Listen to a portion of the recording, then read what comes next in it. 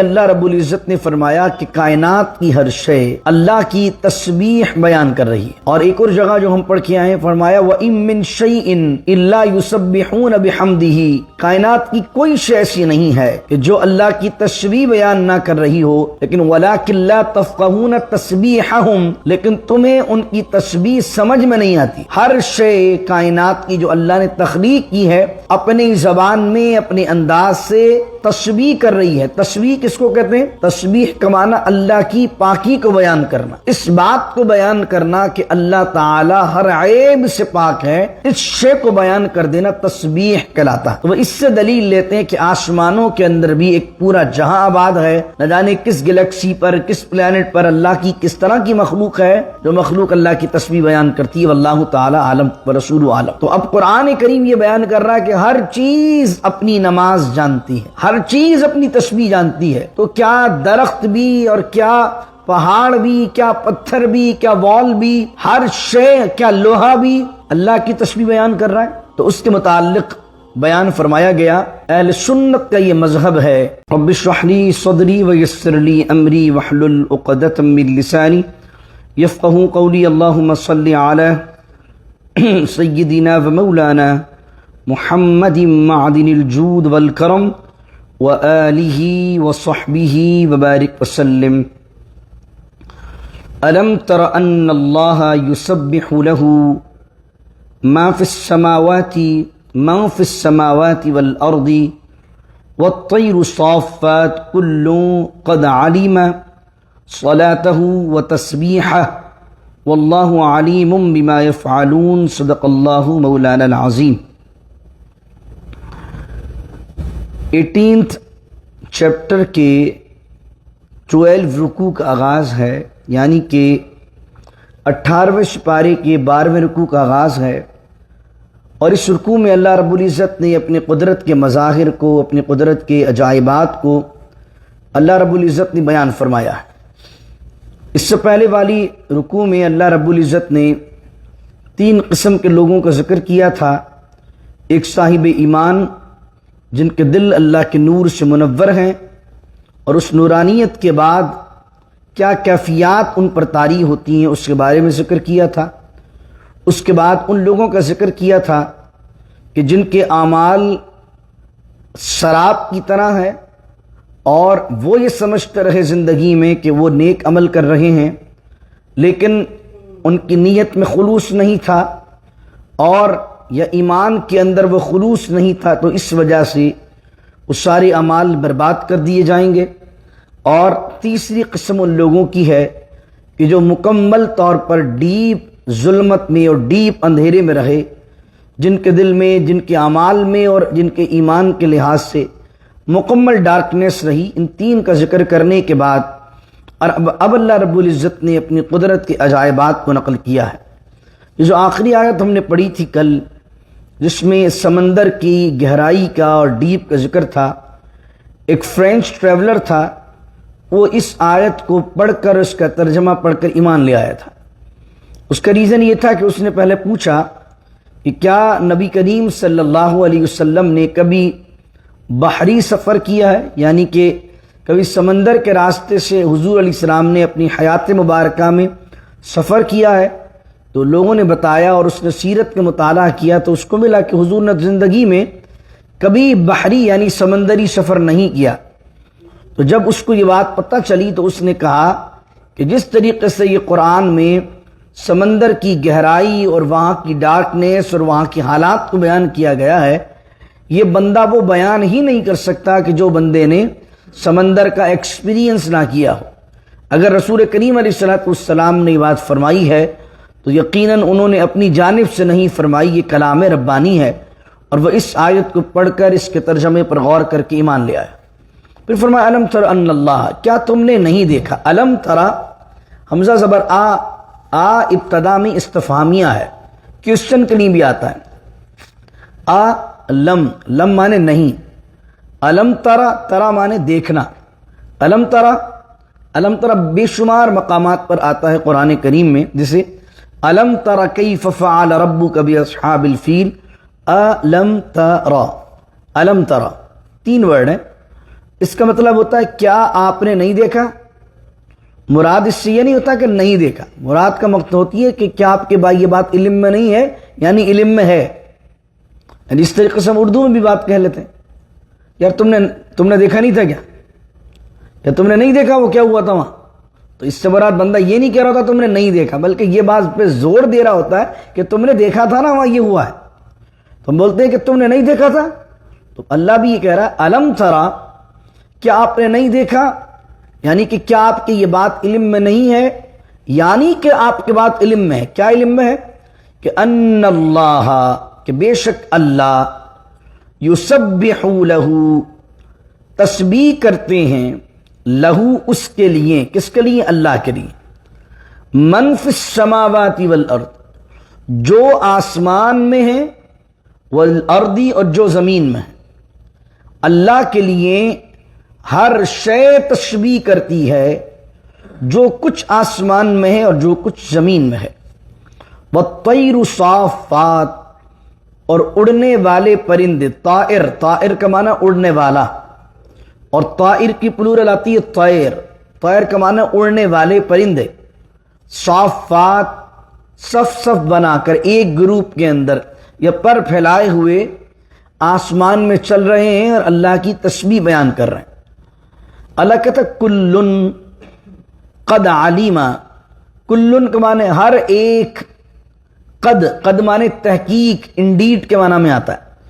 کلن قد علیما، اور ان میں سے ہر ایک، یا کلن ہر ایک، قد علیما تحقیق، علیما جانتا ہے، صلاتہ اپنی نماز کو، اپنی صلات کا ایک معنی دعا بھی ہے، اپنی نماز کو، اپنی دعا کو، و تسبیحہ، اور اپنی تسبیح کو. واللہ علیم بما یفعلون، اور اللہ تعالی علیم ہے، جاننے والا ہے، بما یفعلون، اس چیز کو جو یہ کر رہے ہیں یا جو کرتے ہیں. اس آیت میں اللہ رب العزت نے فرمایا کہ کائنات کی ہر شے اللہ کی تسبیح بیان کر رہی ہے. اور ایک اور جگہ جو ہم پڑھ کے آئے ہیں فرمایا وَإِن مِّن شَيْءٍ إِلَّا يُسَبِّحُونَ بِحَمْدِهِ، کائنات کی کوئی شے ایسی نہیں ہے کہ جو اللہ کی تسبیح بیان نہ کر رہی ہو، لیکن وَلَٰكِن لَّا تَفْقَهُونَ تَسْبِيحَهُمْ، لیکن تمہیں ان کی تسبیح سمجھ میں نہیں آتی ہے. ہر شے کائنات کی جو اللہ نے تخلیق کی ہے اپنی زبان میں، اپنے انداز سے تسبیح کر رہی ہے. تسبیح کس کو کہتے ہیں؟ تسبیح کا معنی اللہ کی پاکی کو بیان کرنا، اس بات کو بیان کرنا کہ اللہ تعالی ہر عیب سے پاک ہے، اس شے کو بیان کر دینا تسبیح کہلاتا. یہاں جو فرمایا کہ جو کچھ آسمانوں میں ہے، تو میں نے پہلے بھی عرض کیا تھا کہ دکھنے میں آج تک تو سائنس یہی بیان کر پائی ہے کہ آسمان ایک ہی ہے.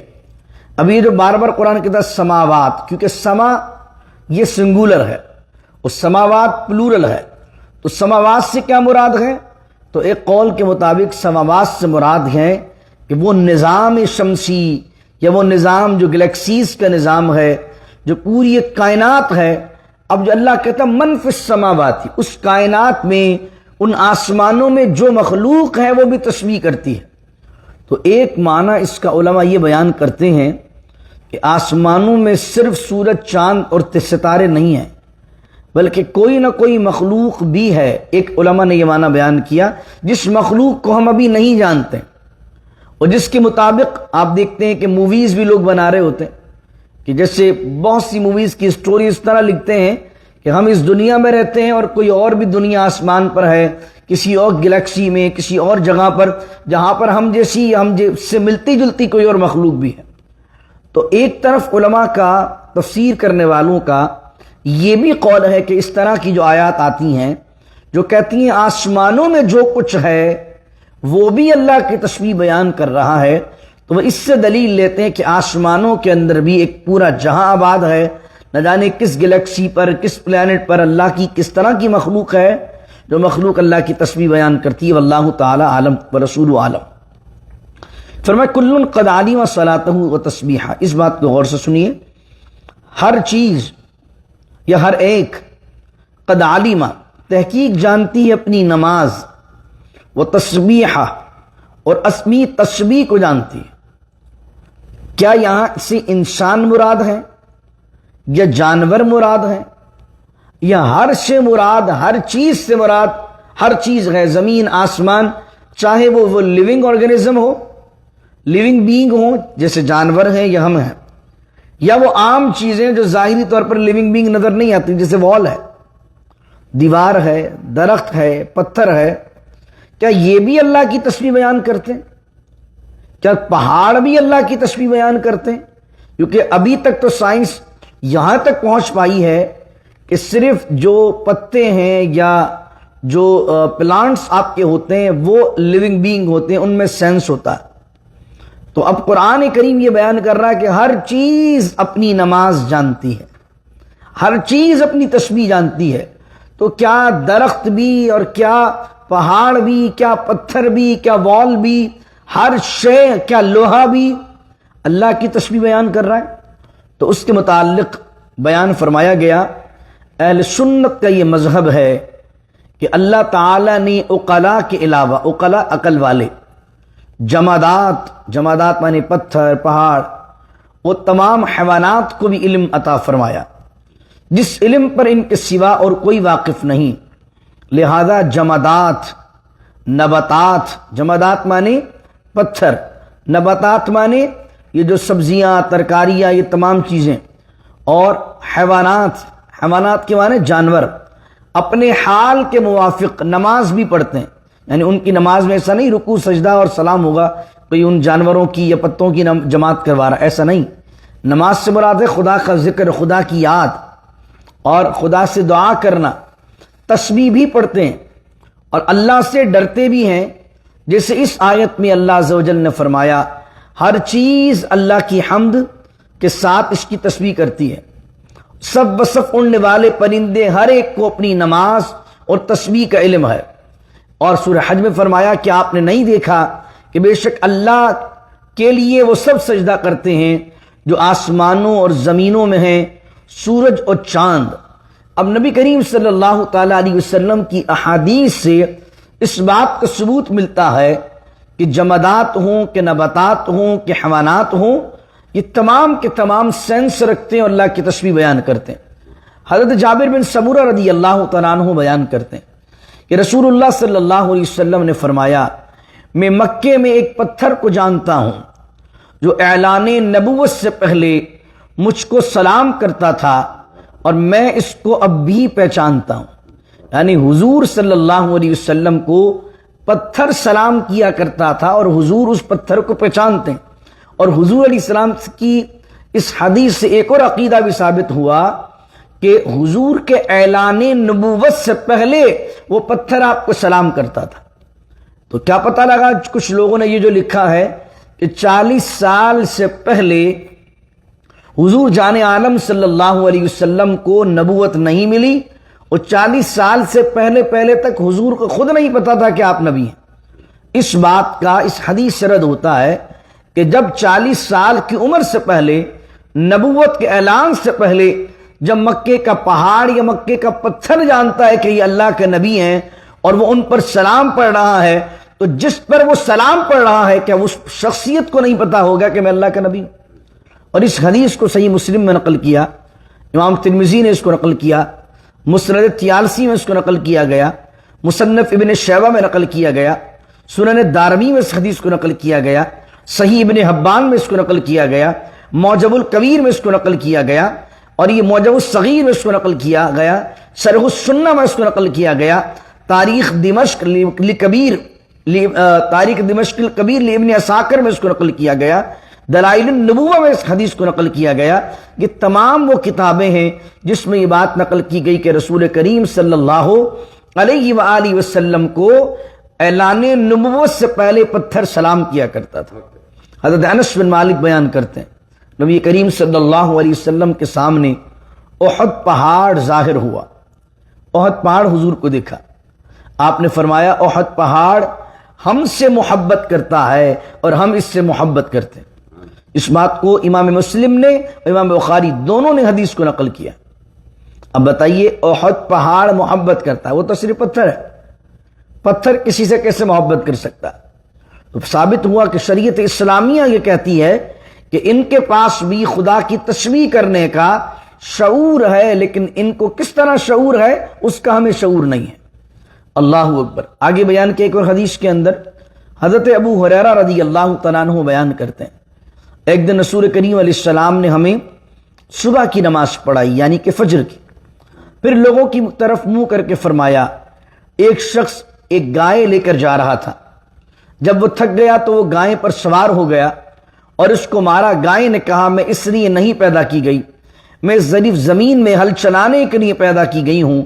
تو لوگوں نے کہا، سبحان اللہ، کیا گائے بھی باتیں کرتی ہے؟ رسول کریم علیہ السلام نے فرمایا، میں اور ابو بکر اس پر ایمان لاتے ہیں۔ اس وقت حضرت ابو بکر اور حضرت عمر وہاں موجود نہیں تھے۔ آپ نے فرمایا، ایک آدمی اپنی بکریوں کو لے کر جا رہا تھا، اچانک بھیڑیے نے ان میں سے ایک بکری پر حملہ کیا، اس کے مالک نے بھیڑیے سے اس بکری کو چھڑا لیا، تو بھیڑیے نے کہا، درندوں کے دن اس بھیڑیے کا کون رکھوالا ہوگا؟ یعنی قیامت کے دن ان بکریوں کا میرے سوا کوئی رکھوالا نہیں ہوگا۔ لوگوں نے کہا، سبحان اللہ، یعنی تعجب سے کہا کہ کیا بھیڑیا بھی باتیں کرتا ہے؟ آپ نے فرمایا، میں اس پر ایمان لاتا ہوں، اور میں اور ابو بکر اس پر ایمان لاتے ہیں، حالانکہ حضرت ابو بکر اور حضرت عمر دونوں اس وقت وہاں موجود نہیں تھے۔ اس کو بھی امام بخاری نے، امام مسلم نے، دونوں نے نقل کیا۔ یہاں سے کیا بات ثابت ہوتی ہے؟ یہاں سے دو مسئلے ثابت ہوتے ہیں کہ جانور کو بھی اللہ تعالیٰ اگر قدرت دے، اللہ اگر چاہے تو جانور بھی کلام کر سکتا ہے۔ اور حضور نے یہ بات بیان کرنے کے بعد فرمائی کہ میں تو اس بات پر یقین رکھتا ہوں، اور نہ صرف میں بلکہ ابو بکر عمر بھی اس پر ایمان رکھتے ہیں، حالانکہ وہ دونوں موجود نہیں تھے۔ تو حضور نے ان کی غیر موجودگی میں ان کی طرف سے جو ہے وہ بیان دیا، تو رسول کریم علیہ الصلوۃ والسلام کو اپنے ان دونوں یاروں پر کتنا اعتبار تھا کہ وہ موجود نہیں بھی تھے، رسول اللہ نے پھر بھی ان کے بہاف پر کیا کہا؟ ابو بکر بھی اس پر ایمان رکھتے ہیں، عمر فاروق بھی اس پر ایمان رکھتے ہیں۔ ایک اور حدیث سنی، اللہ اکبر۔ فرمایا کہ ابو ہریرہ رضی اللہ تعالیٰ عنہ بیان کرتے ہیں، کہتے ہیں رسول کریم علیہ الصلوۃ والسلام اور حضرت ابو بکر، حضرت عمر، حضرت عثمان، حضرت علی، حضرت طلحہ، حضرت زبیر رضی اللہ عنہ حیرا پہاڑ پر تھے۔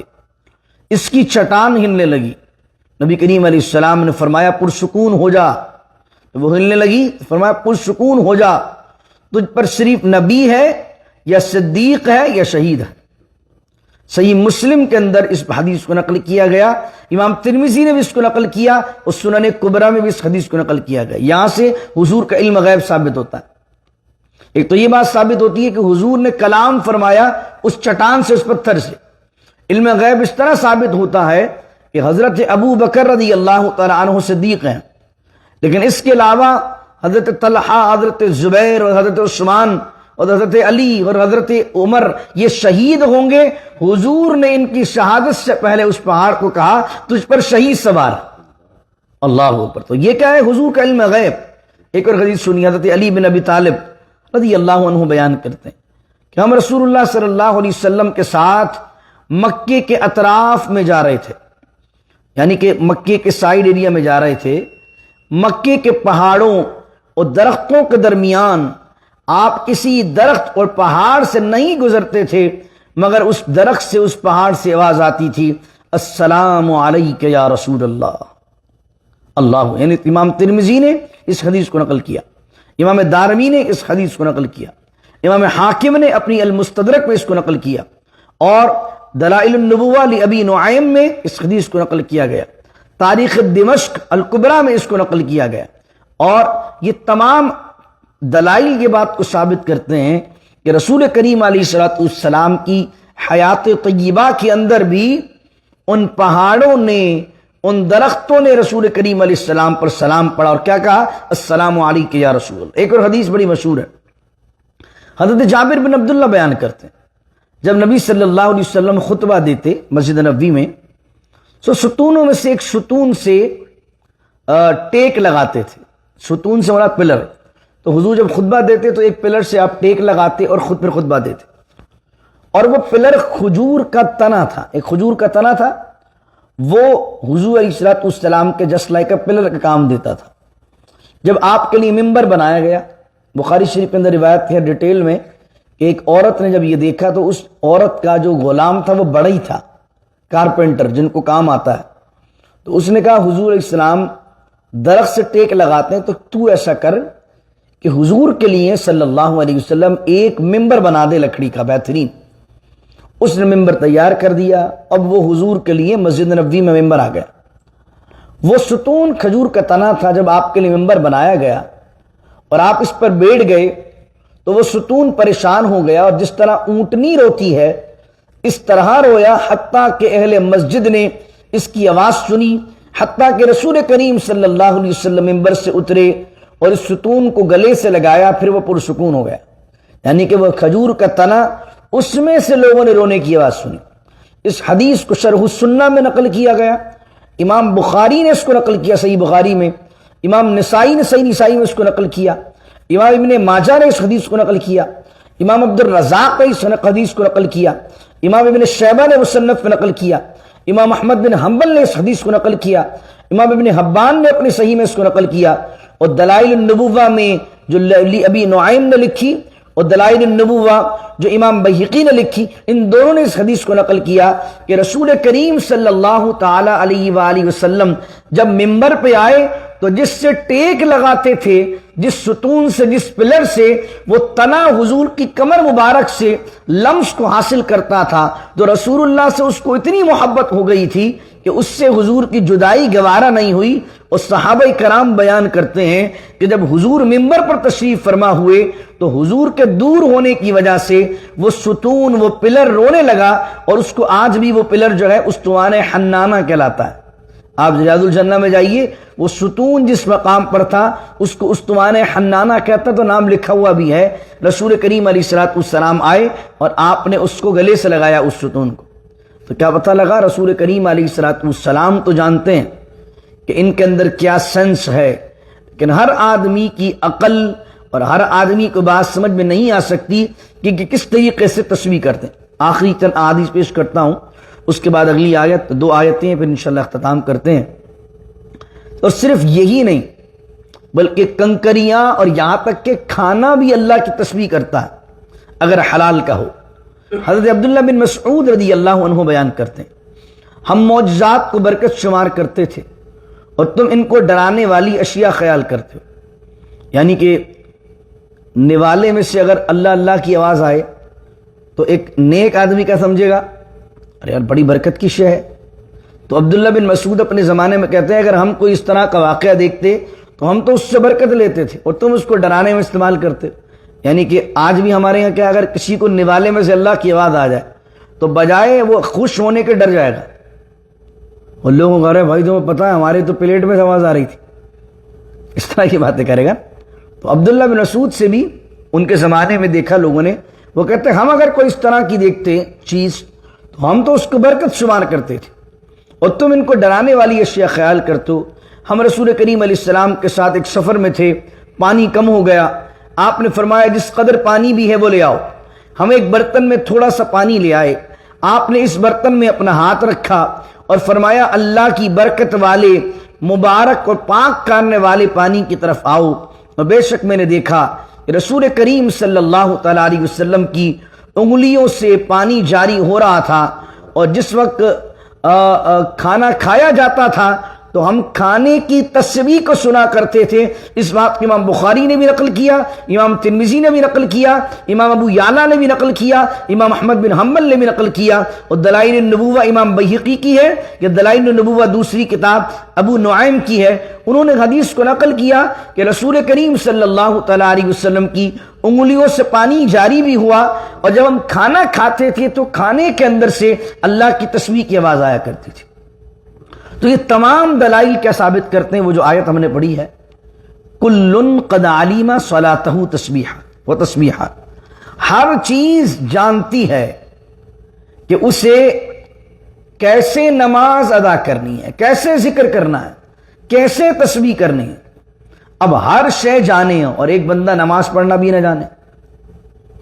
درخت کو پتا ہے اللہ کو کیسے یاد کرنا ہے، پتھر کو پتا ہے اللہ کو کیسے یاد کرنا ہے، جانور کو پتا ہے اللہ کو کیسے یاد کرنا ہے، انسان کو نہ پتا ہو کہ اللہ کو کیسے یاد کرنا، آدمی کو نماز پڑھنا بھی نہ آئے، کیسے اللہ کے سامنے سجدہ کرنا اس کو یہ بھی نہ آئے، تو پھر سمجھیے کہ اللہ نے اشرف المخلوقات بنایا ہے اپنی عبادت کے لیے، اور آدمی کو اگر اللہ کو یاد کرنا بھی نہیں آتا تو پھر وہ ساری مخلوقات سے ہی بدتر آدمی ہے۔ آگے فرمایا کہ وَلِلَّهِ مُلْكُ السَّمَاوَاتِ وَالْأَرْضِ، اور اللہ کے لیے ہے السماوات والارض، زمین و آسمان کی بادشاہی، وَإِلَى اللَّهِ الْمَصِيرُ، اور اللہ کی طرف ہی لوٹنا ہے۔ پھر اگلی آیت آج کے درس کی سیکنڈ لاسٹ، الم ترا، پھر دوبارہ الم ترا آیا، ترجمہ کیا ہوگا؟ کیا آپ نے نہیں دیکھا؟ کیا آپ کے علم میں نہیں ہے؟ کیا مراد ہے؟ یعنی آپ نے دیکھا، آپ کی نالج میں ہے یہ بات۔ کس طریقے سے؟ ان اللہ یجزی، کہ بے شک اللہ تعالی، یجزی، یجزی کہتے ہیں ہانکنے کو، کہ آپ نے نہیں دیکھا کہ آپ کا رب جو ہے بادلوں کو ہانکتا ہے، دھکا دیتا ہے، آہستہ آہستہ لے کر آتا ہے۔ اب بادل کو دیکھیں آپ کس طرح آتا ہے، کبھی سوچا یہ بادل کیسے آ گیا اچانک سے، آسمان خالی تھا کیسے آیا؟ الم تر ان اللہ یجزی سحابا، کہ آپ نے نہیں دیکھا کہ بے شک آپ کا اللہ یجزی، دھکیلتا ہے، ہانکتا ہے، چلاتا ہے آہستہ آہستہ، کس کو؟ سحابن۔ سحاب کا معنی کیا ہے؟ سحاب کا معنی ہے بادل، کلاؤڈ۔ کیا آپ نے نہیں دیکھا کہ آپ کا رب چلاتا ہے بادل کو؟ ثم یؤلف بینہ، ثم یجعلہ رکاما، پھر اس کے ٹکڑوں کو جمع کرتا ہے۔ کیا فرمایا؟ ثم یؤلف بینہ، پھر اللہ تعالیٰ اس بادل کے ٹکڑوں، ایک بادل وہاں، ایک بادل وہاں، ایک بادل وہاں، تو اللہ تعالیٰ اگر کسی جگہ بارش برسانی ہوتی ہے تو رب العزت کیا کرتا ہے؟ سب سے پہلے ان تمام بادلوں کو جمع کرتا، پھر فرمایا ثم یجعلہ رکاما، پھر فرمایا ثم یجعلہ رکاما، رکام کہتے ہیں تہ بتہ کو۔ رکام کا معنی کیا ہوتا ہے؟ کسی کی تہ لگانا، یعنی ایک چیز پر ایک، ایک چیز پر ایک۔ اب قرآن کریم نے اس زمانے میں بیان کیا رکامن کہہ کر جس زمانے کے اندر نہ جہاز تھے نہ لوگ آسمان کے سفر کرتے تھے۔ اس آیت کی وضاحت صحیح طور پر اس وقت آدمی کو سمجھ میں آئی ہے جب آدمی نے بائی ایئر ٹریول کرنا شروع کیا۔ آپ کو جو فلیٹ جو کلاؤڈ نظر آتا ہے، یا جو فلیٹ آپ کو بادل نظر آتا ہے، کبھی آپ جہاز کی کھڑکی سے دیکھیں، کبھی آپ اس کی ونڈو سے دیکھیں گے تو آپ کو نظر آئے گا کہ نیچے سے فلیٹ نظر آنے والا، اوپر سے ایسا لگتا ہے کہ کوئی بادلوں کا پہاڑ ہے، بادل، بادل کے اوپر بادل، پھر بادل کے اوپر بادل، تو ایک ایک بادل اس طرح ہوتا ہے۔ رکامن کا معنی کہ ایسا لگتا ہے کہ تہ بنا کر کوئی 4-5 بادلوں کو اکٹھا رکھ دیا، جس طرح ہم لحاف کو یا بلینکٹس کو ایک کے اوپر رکھ دیتے ہیں تو بڑا ایک پورا بلندہ ٹائپ کا ہو جاتا ہے، اس طریقے سے فرمایا کہ اللہ نے ان کو رکھا ہے۔ فرمایا ثم یجعلہ رکامن فتر الودق، تو تم دیکھتے ہو بارش کو، ودق مانے بارش کو کہتے ہیں، تم بارش کو دیکھتے ہو، یخرج من خلالی، جو کہ نکلتی ہے اس کے بیچ سے، یعنی کہ کس کے بیچ سے؟ بادل کے بالکل سینٹر سے بارش نکلتی ہے۔ وَيُنَزِّلُ مِنَ السَّمَاءِ، اور پھر خدا اس بادل کو پہاڑوں کی بلندی سے نیچے اتارتا ہے، یعنی کہ اس بادل کو پہاڑوں کی، یعنی وہ جو پہاڑ بنا ہوتا ہے آسمان میں بادل کا، اللہ تعالیٰ اس سے کیا کرتا ہے؟ اس کو گراتا ہے، نازل کرتا ہے، اور اس میں سے کیا نازل کرتا ہے؟ فرمایا فیہا من بردن، برد کا معنی اولے، فیہا من بردن، اور اللہ تعالیٰ اس میں سے اولے نازل کرتا ہے، فیصیب بہ من یشاء ویصرفہ عن من یشاء، پھر ان اولوں کو جس پر چاہتا ہے گراتا ہے، اور جسے چاہتا ہے ان اولوں سے بچا لیتا ہے، یعنی اس سے پھیر دیتا ہے۔ یعنی اگر اللہ کو کسی کی فصل تباہ کرنی ہو، کسی پر عذاب بھیجنا ہو، کوئی بستی تباہ کرنی ہو، تو اتنے اولے برساتا ہے کہ اس بستی کو تباہ کر دیتا ہے، اور جس کو بچانا ہو تو بعض اوقات ایسا ہوتا ہے کہ کسی کی جو فصل ہے وہ تباہ ہو جاتی ہے اولوں کی وجہ سے، اور کسی کی بچا لی جاتی ہے۔ یکادو سنا برقہ، قریب ہے کہ اس کی بجلی کی چمک، سنا مانے چمک، برق مانے بجلی، یکادو قریب ہے، سنا برقی کہ اس کی بجلی کی چمک، یذہب بالابصار لے جائے ابصار آنکھوں کو، نگاہوں کو، یعنی اللہ چاہے تو یہ بجلی چمکتی ہے اتنی زور سے چمکے کہ آدمی سب اندھے ہو جائیں، قریب ہے اگر اللہ کا عذاب آئے تو۔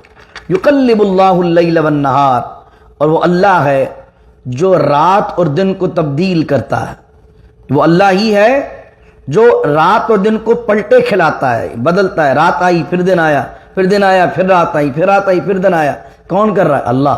ان فی ذلک لعبرۃ لأولی الابصار، حقیقتاً اس میں سبق ہے اور نصیحت ہے، سمجھنے کے لیے بہت کچھ ہے۔ کس کے لیے؟ لأولی الابصار، آنکھ رکھنے والوں کے لیے آنکھ کھولنے کے سامان ہے۔ لأولی الابصار کا معنی جن کے پاس آنکھیں ہوں۔ اب آنکھیں تو ہر ایک کے پاس ہوتی ہیں، لیکن آنکھوں سے مراد ہے وہ آنکھ جو کہ خدا کے نافرمان اور فرما بردار میں، خدا کی فرما برداری میں اور خدا کی نافرمانی میں فرق کر سکے۔ وہ آنکھ اگر ہو تو یہ سارے نظام میں جو بارش برس رہی ہے، کائنات کے اندر جو پرندے اڑ رہے ہیں، کائنات میں جو پہاڑ بنے ہوئے ہیں، ہر شے پر اگر آدمی صحیح نگاہ سے نظر کرے تو یہ آنکھیں اور یہ عقل خود گواہی دے گی کہ یقیناً ان کا بنانے والا کوئی ہے، اور وہ ذات اپنی ذات میں تنہا تنہا ہے، وہ ذات ایک ہے، اس کا کوئی شریک نہیں ہے۔ اللہ رب العزت اپنی ذات کی، اپنی صفات کی ہمیں معرفت عطا فرمائے، اور نبی کریم صلی اللہ تعالیٰ علیہ وآلہ وسلم کے طفیل ہمارے رزق میں، ہمارے طعام میں خوب خوب برکتیں عطا فرمائے۔ بسم اللہ الرحمن الرحیم، الحمد للہ رب العالمین والصلاة والسلام علی سید الاشرف الانبیاء والمرسلین، ربنا ظلمنا انفسنا وان لم تغفر لنا وترحمنا لنكونن من الخاسرین، اللهم انا نسألك العفو والعافیة في الدين والدنيا والآخرة، وصلى الله تعالى على خير خلقه محمد وعلى آله وصحبه أجمعين برحمتك يا أرحم الراحمين، لا إله إلا الله محمد رسول الله صلى الله عليه